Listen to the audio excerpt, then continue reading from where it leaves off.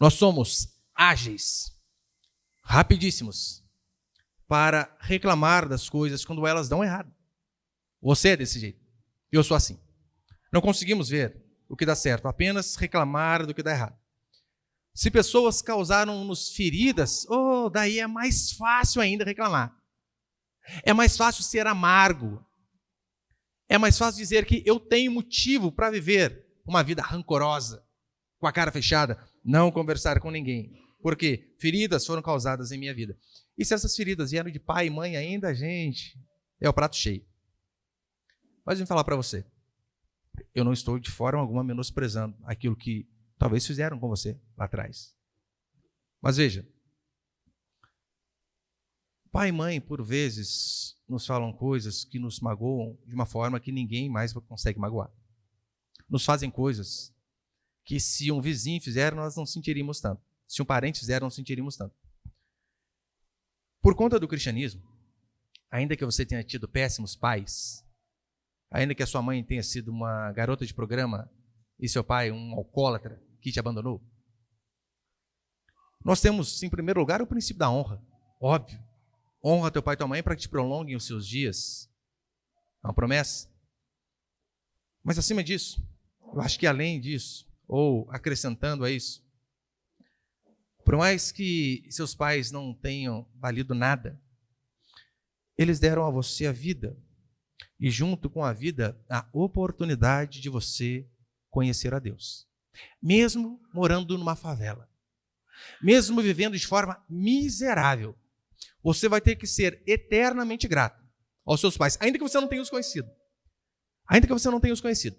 Você vai ter que ser eternamente grato a eles pelo fato deles terem te dado a vida.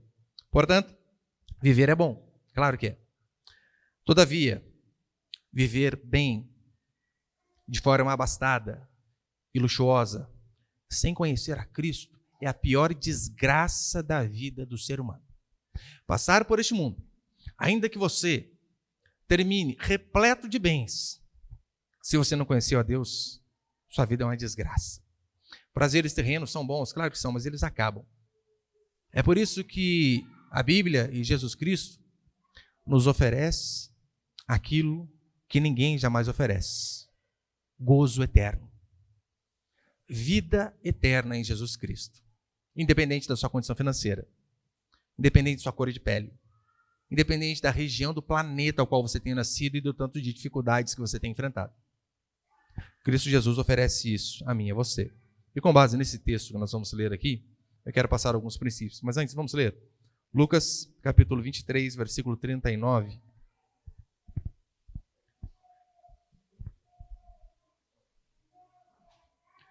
Lucas 23, 39. O tema da minha mensagem hoje é indignos da salvação. Olha o que diz. Então, um dos criminosos crucificado blasfemava dele, dizendo: tu não és o Cristo? Salva-te a ti mesmo e a nós. Mas o outro, repreendendo, disse: não temes a Deus, nem sofrendo a mesma condenação? Nós, na verdade, estamos recebendo com justiça o que os nossos atos merecem, mas este homem não fez mal algum. Verso 42. Então, disse: Jesus, lembra-te de mim quando entrares no teu reino.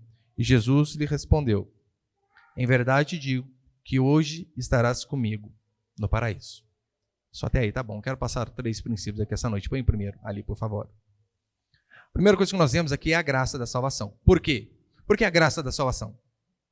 2 ladrões na mesma situação. 2 pessoas malignas? Não tem essa história de ladrão bom. Eu sei que historicamente deram o nome para esse ladrão bom de Dimas, mas não há como comprovar a veracidade do nome dele. Independente disso, ele não era bom. Não era bom. 2 ladrões na mesma situação, 2 pessoas que tiveram um encontro com Jesus Cristo nos últimos instantes de sua vida. 2 pessoas que terminaram a vida terrena debaixo da mesma desgraça. Sim, por mais que o final da história vocês conhecem, um foi salvo e outro não, eles terminaram debaixo da mesma desgraça em relação a este mundo. Até aquele que foi salvo. Jesus não o tirou da cruz. Jesus não o privou daquela morte dolorida e sofrida. Essa é a diferença abismal entre eles. Ambos tiveram um fim terrível. Ainda assim, um teve a percepção de sua culpa, percepção de culpa, e o outro não. Um criminoso se arrepende. E é interessante, né, que ele não apenas se arrepende, ele se arrepende e se torna um evangelista. Ele evangeliza o cara que está do lado. É o que dava para ele fazer. Ele diz, você não teme? Nós estamos aqui de forma justa. Ele não. Ou seja, seus últimos instantes de vida, ele lembra do próximo. Lembra de levar o evangelho ao próximo. O que nós vemos, de fato, é que todo encontro genuíno com Cristo, todo ele, vai gerar reconhecimento de culpa, de maldade e de pecado. Encontro com Cristo, de verdade, eu não digo encontro com religião, encontro com um arrepio, com um êxtase num culto que foi feito de certa maneira. Encontro com Cristo sempre vai gerar reconhecimento de pecado. É isso que este homem aqui diz. Da boca dele nós ouvimos, nós estamos recebendo com justiça esta punição. Ele reconhece que ele está na cruz por seus próprios erros. Você percebeu que ele não fez como a maioria de nós que faz? Colocar a culpa no outro? Não, ele não fez isso. Ele reconheceu os seus próprios erros, ele não retrucou, dizendo assim, olha, eu estou aqui porque eu sou vítima da sociedade. Apenas por esse motivo. Eu não tive oportunidades. O capitalismo opressor me fez invejar o que o outro tinha. Por conta disso, eu tinha que roubar. Não, ele não deu esse tipo de desculpa. Ou ele não reclamou também de uma vida sofrida. Não sabemos como foi a vida dele. Mas ele poderia ter falado, eu tive uma infância muito difícil. Jesus, você não sabe. Eu estou recebendo essa condenação, mas eu não conheci o meu pai. A minha mãe, quando eu nasci, ela me deu para minha avó. Eu fui criado pela minha avó. Não só isso. Um tio próximo abusou de mim. Os meus primos me sacaneavam constantemente.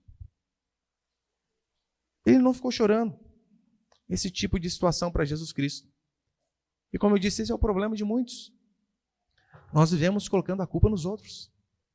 Nós colocamos a culpa do nosso fracasso existencial naquilo que nos fizeram, na oportunidade que talvez não tivemos, porque não se iluda. Não teremos todas as mesmas oportunidades, óbvio que não. Você acha que os nossos filhos que nascem aqui têm a mesma oportunidade de alguém que nasce em solo americano? Dubai? Hong Kong? Óbvio que não. A vida para eles vai ser mais difícil. Só que nós somos experts em culparmos os outros, em culparmos as circunstâncias, em culparmos o governo, e em culparmos até Deus. Sim, você faz isso. Você e eu fazemos isso. Adão fez isso. Adão reclamou com Deus. Adão, por que você pecou? Olha o que Adão disse. A mulher que tu me deste. Foi a mulher. Colocou a culpa em Eva. Adão, ele não teve peito o suficiente para dizer assim, como esse ladrão disse. Culpa minha. Culpa minha. Eva, teve a sua parte? Claro que teve. Culpa minha. Não liderei a minha esposa. Não fui cabeça do lar. Não foi firme o suficiente quando ela veio com esse papinho de come. Adão não foi firme. E muitos de nós fazemos isso, colocamos a culpa em tudo. Ah, o casamento acabou. Quantas mulheres? Você vem reclamando. Ah, meu casamento acabou. Aquele traste foi embora. Mas ela se arrumava só quando ela era mais mocinha, mais nova. Daí depois que casou, esqueceu. Nunca mais fez uma progressiva, nunca mais fez uma unha. Era o dia inteiro com camiseta de vereador dentro de casa. Não estou justificando o marido. É canalha, óbvio que é canalha. Mas não consegue ver a sua parcela de erro. Este homem, ele sabia que ele estava recebendo a justa e merecida punição de seus erros. E isto é fundamental para que haja uma conversão genuína. Saber aquilo que se merece. saber daquilo que se é digno, porque enquanto você se achar merecedor de alguma coisa, a salvação vai estar bem longe de você. Enquanto você achar que Deus lhe deve favor, porque você foi um menino bonzinho este ano, Deus não é Papai Noel, meu querido irmão e irmã, não é. Enquanto você achar que Deus deve alguma coisa a você, você está muito, mas muito longe da salvação. Enquanto você não ver que você só não fez coisas piores na sua vida, porque a graça de Deus o freou, sabia? Você só não fez coisas mais absurdas do que você já fez, porque mesmo quando você era ímpio, a graça de Deus foi um freio na sua vida. Eu me lembro, quando eu era mais novo, eu jogava bola perto de casa e eu tinha tio traficante, tio maconheiro, tio alcoólatra, tudo que você imagina tinha na minha família. Eu jogava bola constantemente com eles e onde eu jogava bola todo mundo fumava maconha, todo mundo. E eu, graças a Deus, nunca coloquei aquele negócio na boca. Por quê? Porque eu era bom? Não. Porque eu tinha medo. Falei, rapaz, minha mãe senta a mão em mim se eu fizer isso aqui. Não é porque eu era bom. Era que eu tinha medo de uma punição maior. Mas por que eu não me enveredei por aquele caminho? É porque até ali, Deus foi gracioso, misericordioso, me colocando um freio chamado mãe. Não tem a ver com os meus próprios méritos. Enquanto você não reconhecer que você não tem nada de melhor que este ladrão aqui, sabia? Não temos. Não temos nada melhor do que ele.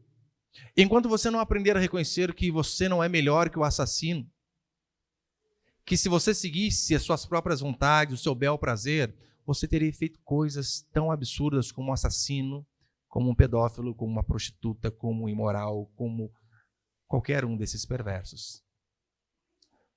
Reconhecer que se é pecador é fundamental para que haja salvação. Do contrário, você pode ter tido um encontro com a religião, você pode fazer parte da equipe de louvor, você pode gostar de estar com pessoas e até gostar de estudo bíblico. Oh Deus, eu conheço pessoas que sabem muito de Bíblia, mas não demonstram frutos dignos de arrependimento. O conhecimento é apenas intelectual, apenas isso, mas não há conversão. A experiência da genuína conversão é quando você tem a percepção igual o John Bradford tinha. John Bradford morava nos Estados Unidos e lá tinha prisão perpétua e pena de morte. E ele dizia que toda vez que ele via alguém indo no corredor da morte para ser executado, sabe o que ele dizia? Lá vai John Bradford, se não fora a graça de Deus sobre minha vida. Ele sabia, eu não tenho nada melhor que aquelas pessoas. Se eu não estou naquele lugar, é porque a graça de Deus tem sido sobre minha vida. O problema é que muitos hoje estão dentro das igrejas, e nunca tiveram essa convicção de pecado. Se veem sempre como bons, sempre são os bonzinhos da história. Eu cansei de ouvir crente dizendo, estou sendo perseguido como Davi foi. Cansei de ouvir. Cansei de ouvir crentes dizendo, estou sendo apedrejado assim como Estevão foi. Todos me perseguem. Cansei de ver pessoas dizendo assim dentro da igreja de que até os meus próprios irmãos têm me perseguido. Eu sou quase que o José da era moderna. As pessoas não conseguem ver o meu avanço e sentem inveja de mim. Não é essa a verdade a respeito da minha e da sua vida. Na maioria das vezes, eu e você, nós somos o Davi que quer o mal de Urias. Por quê? Urias é mais homem de Deus do que nós. Quando nós nos parecemos com Davi, nos parecemos com este Davi. Na maioria das vezes, você não é o Estevão apedrejado. Eu e você, nós somos aquele que taca pedra. Sim. Na maioria das vezes, nós não somos o José injustiçado pela nossa própria família. Na maioria das vezes, nós somos aquele que não suporta ver um parente avançando. Ver que as pessoas gostam mais do fulano do que de mim. Porque essa era a inveja dos irmãos de José. O pai trata ele melhor. E na maioria das vezes, nós estamos do lado dos irmãos dele. E não do lado dele. Nós somos iguais a esses homens. Você já percebeu que algumas igrejas fazem lá, né? Campanha da quebra da inveja. Eu já ouvi diversas vezes. Mas você percebeu que essas campanhas, e é claro que eu não acredito, né? Papagaiada. Mas você percebeu que essas campanhas é sempre da inveja que o próximo tem de você? Vamos quebrar a inveja. E às vezes você é um quebrado, um lascado. Paga aluguel, tem o sofá todo remendado com coach em cima e acha que as pessoas têm inveja de você. Mas eu nunca vi uma campanha de inveja genuína, como a Bíblia nos declara. Se tivesse que ser, teria que ser o seguinte: é a quebra da minha inveja. Minha. Oh Deus, como que às vezes é triste saber que o meu coração se contorce porque o ímpio prospera e eu não. Porque eu, com a minha honestidade, com a minha dedicação, parece que vou ficando para trás e o fulano só avança. O ser humano é podre, podre. Ter a noção do que realmente se merece é fundamental. Sabe o que me faz? Eu digo eu mesmo. Sabe o que me faz ser livre da ingratidão? Eu lembro daquilo que eu merecia. E eu falo isso sem demagogia. Eu não tenho tudo que eu quero. Mas eu sei que eu possuo muito mais que eu mereço. Eu sei onde eu merecia estar, com quem eu merecia estar. Eu sei que eu não sou digno da graça de Deus, mas sim do seu juízo e condenação. E então, quando eu me vejo murmurando, o povo não vem à igreja, o salário é pequeno, as coisas parecem dar errado, eu vou lembrar, é do que eu merecia. E toda vez que eu faço esse exercício de lembrar daquilo que eu merecia e daquilo que Deus tem me dado, meus queridos, é muito mais fácil vencer a ingratidão. Saber o que realmente se merece. Você precisa ter esta percepção. Veja o exemplo que acontece em Esdras, capítulo 9. Em Esdras 9, o povo de Deus está sendo punido pelo próprio Deus por diversos motivos. E no capítulo 9, especificamente, a punição é porque o povo de Deus deu as suas filhas para casarem com pessoas de outros povos, com ímpios, e tomou filhas no meio daquele povo para que os seus filhos pudessem casar. Este é o contexto de Esdras, capítulo 9. A consequência deste pecado é desgraça, morte, mulheres sendo estupradas, crianças sendo mortas, uma desgraça total. Por quê? Casa lá com a fulaninha que não é crente. Casa com o fulaninho que não é crente. Desgraça. Aí então Esdras, ele começa a ver toda aquela desgraça. Toda aquela desgraça. Mulheres grávidas sendo mortas, estupradas, crianças sendo assassinadas. E Esdras, ele faz a seguinte oração: ó Deus, tu tem dado menos do que merecem as nossas transgressões. Ele olha para toda aquela desgraça e diz: Deus, é pouco. Por conta de nossos pecados, merecíamos muito mais. Muito mais. Este ladrão, você percebeu que ele não faz nenhuma exigência para Jesus Cristo? Nenhuma. Ele simplesmente reconhece os seus pecados. Ele não culpa a ninguém, não culpa pessoas, não culpa a circunstância, não culpa o governo, não culpa ninguém. Ele reconhece a sua culpa e apenas diz a Jesus Cristo: lembra-te de mim.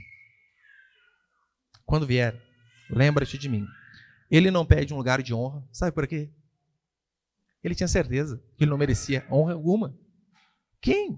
Quem em sã consciência na cruz vai dizer: não, eu tenho lugar de honra.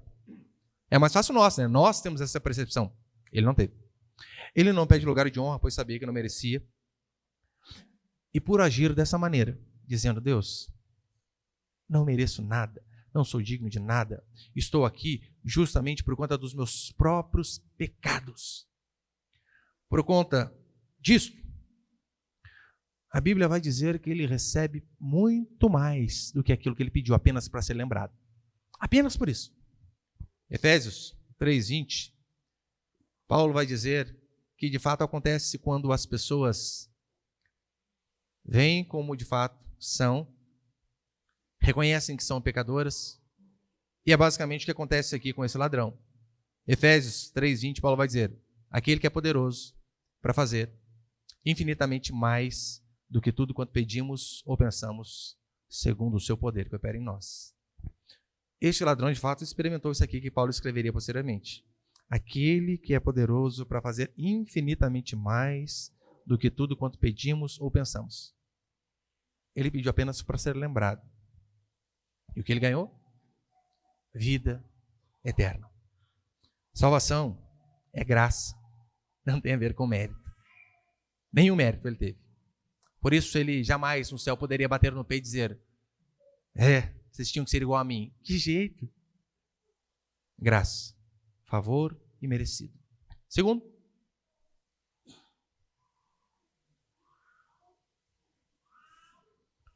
princípio, graça e certeza da salvação. Acompanhe comigo o versículo 43, por favor.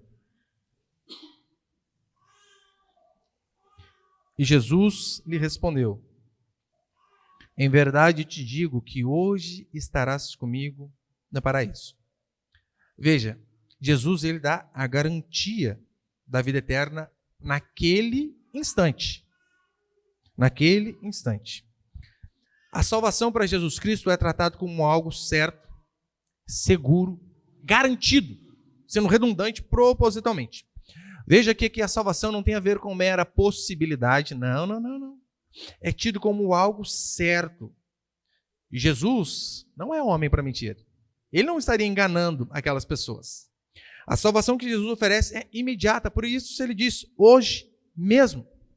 Não é amanhã, não é no futuro distante, não é depois do purgatório. Olha, você precisa primeiro purgar os seus pecados aqui nesse lugar. Até mesmo porque não existe purgatório, não há base bíblica nenhuma para isso. Não é num tempo indefinido após a morte. É por isso que nós, diferente dos adventistas, não acreditamos naquela doutrina que eles creem chamada sono da alma, a qual, depois da morte, o ser humano dorme. A alma dorme até o regresso de Jesus Cristo. Por quê? Nós não acreditamos que a alma morre e fica lá inconsciente até a volta do Senhor. Por conta de 2 Coríntios, capítulo 5, verso 8, Paulo vai dizer que morrer é deixar o corpo e habitar com Cristo. Paulo não diz que morrer é deixar o corpo, ter um sono profundo e na volta de Jesus Cristo ter um encontro com Ele. Não, morrer é deixar e habitar. Filipenses, capítulo 1, versículo 23. Põe ele, por favor, Samuel. Filipenses 1, 23.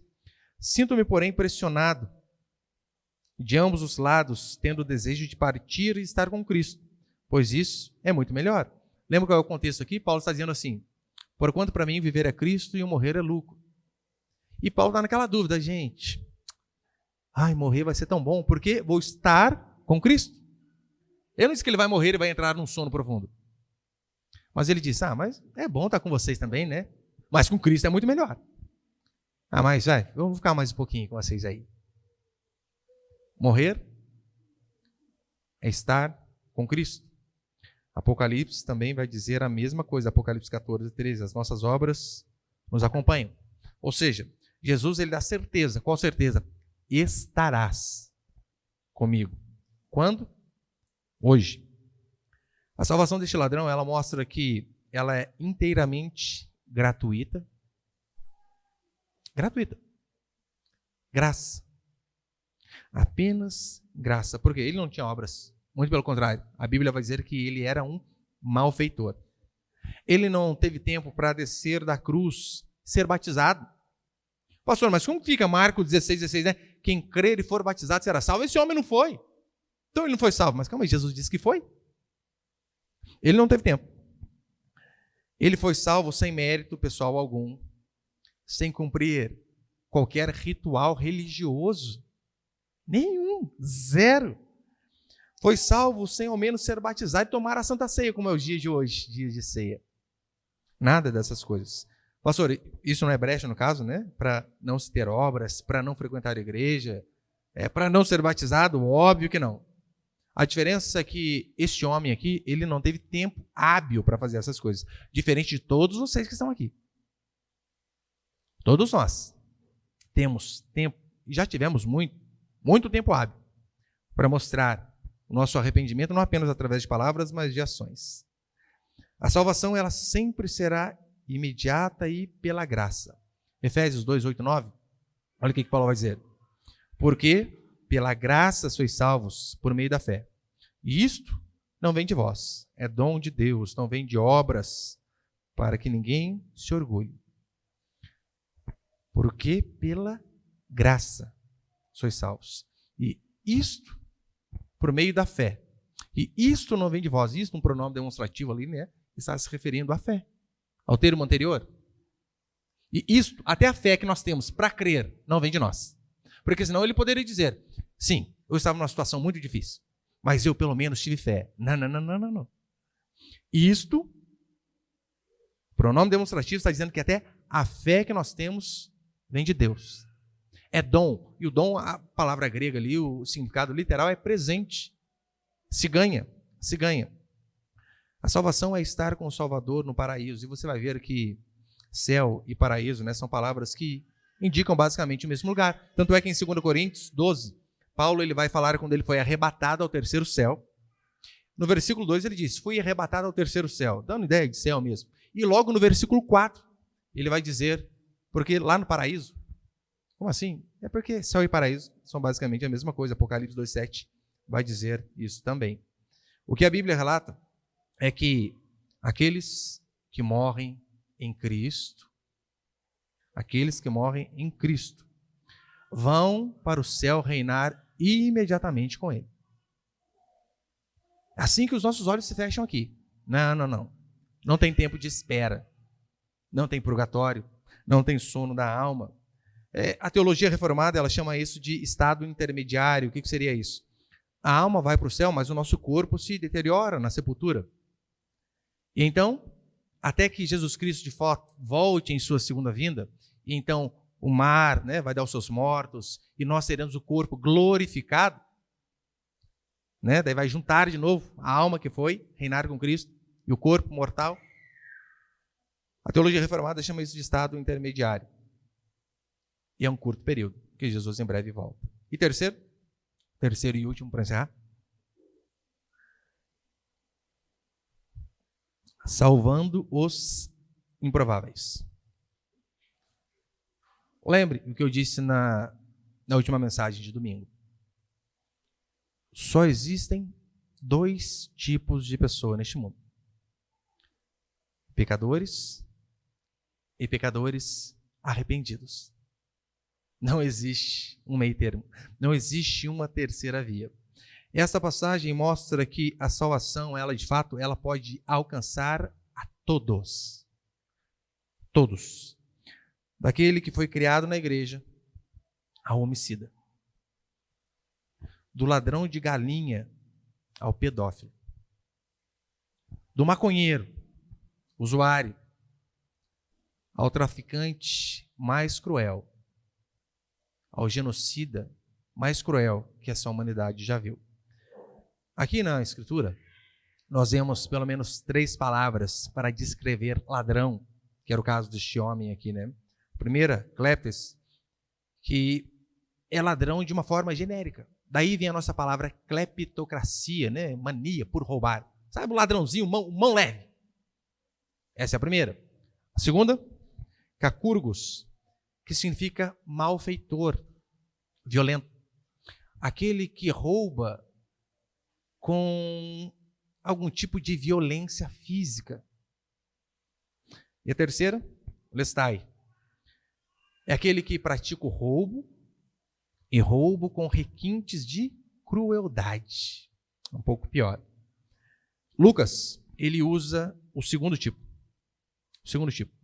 Não, ele não é apenas um ladrãozinho qualquer, não. Ele é um malfeitor violento, este homem aqui.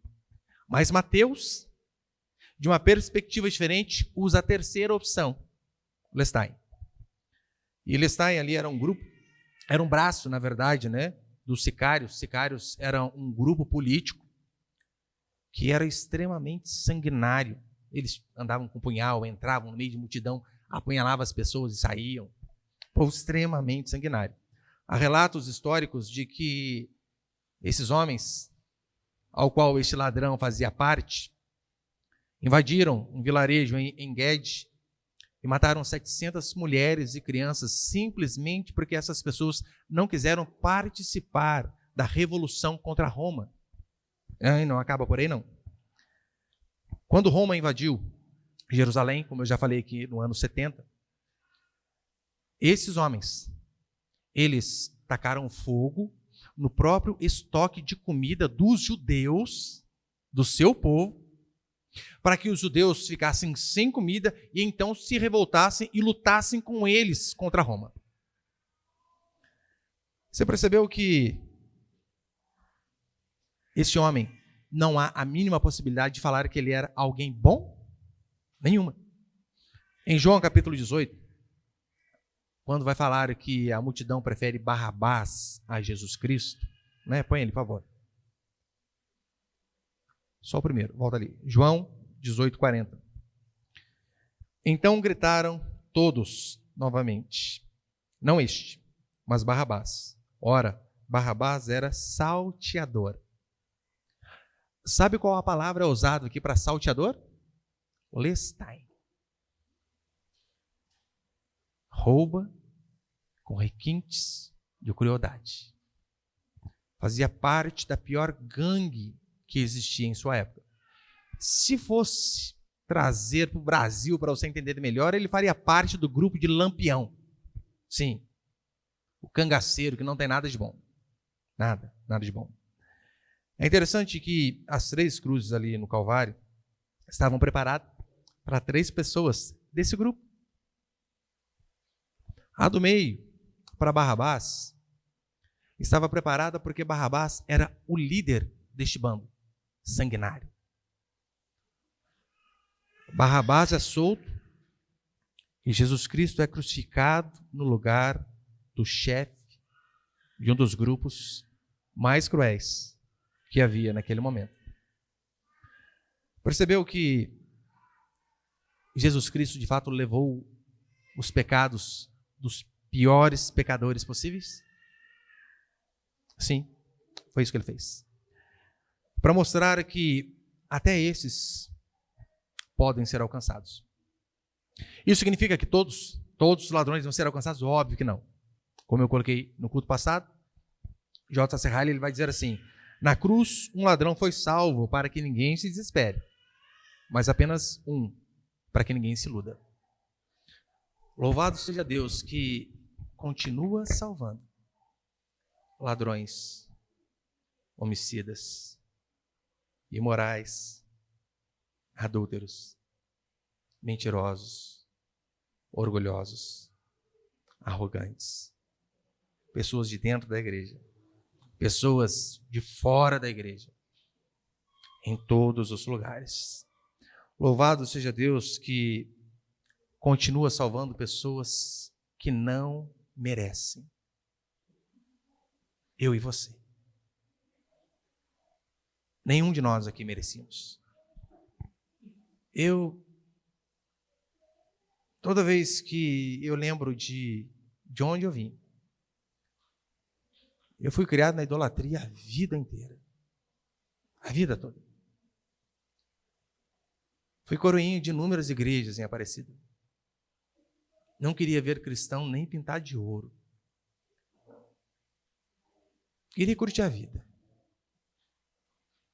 Não queria saber de casamento. Mas eu tinha lá no fundo uma percepção de que um dia eu preciso ir para a igreja. Mas eu pensava, mas tem muita vida para curtir ainda.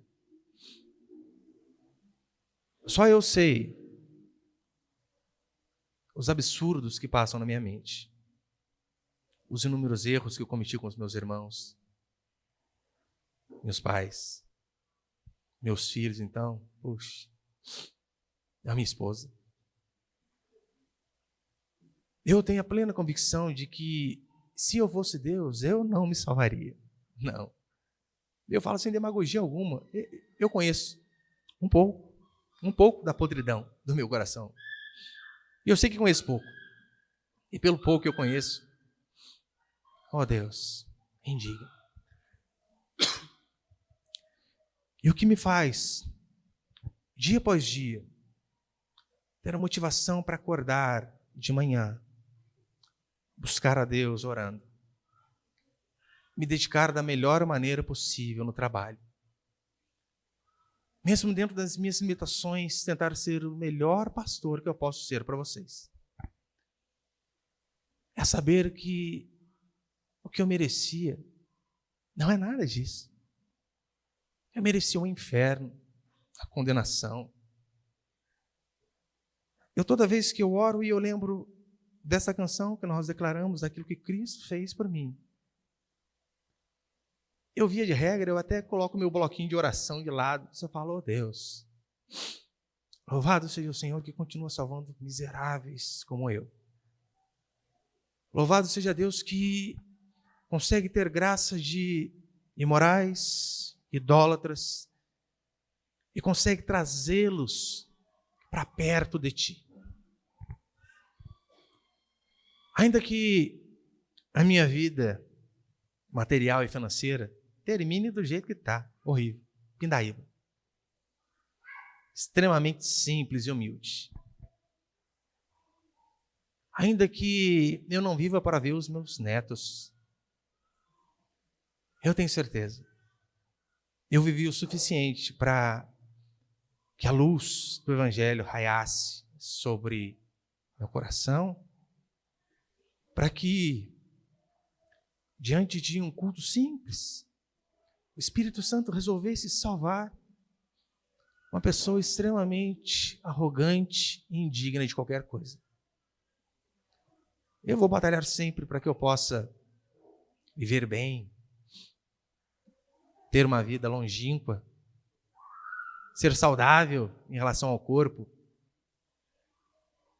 Mas eu tenho a plena convicção de que se eu partisse hoje, louvado seja Deus, que achou tempo para resgatar um que não merecia. Eu espero que do fundo do coração você enxergue que não há nada melhor do que viver para Deus. Não há nada melhor do que devotar a nossa vida a Ele, do que viver de uma forma que engrandeça a Ele, independente de sua classe social. Deus é a melhor coisa que pode acontecer na sua vida. E se isso já aconteceu, louve a Ele. Não lembre das coisas que dão errado, não. Seja grato, seja grato. Se você ainda tem dúvida, faça como este ladrão. Porque se Jesus Cristo ouviu a oração daquele homem no último instante de vida, Ele pode ouvir a mim e a você e perdoar os nossos pecados também. Amém, meus irmãos? Você pode ficar de pé por um instante, por favor?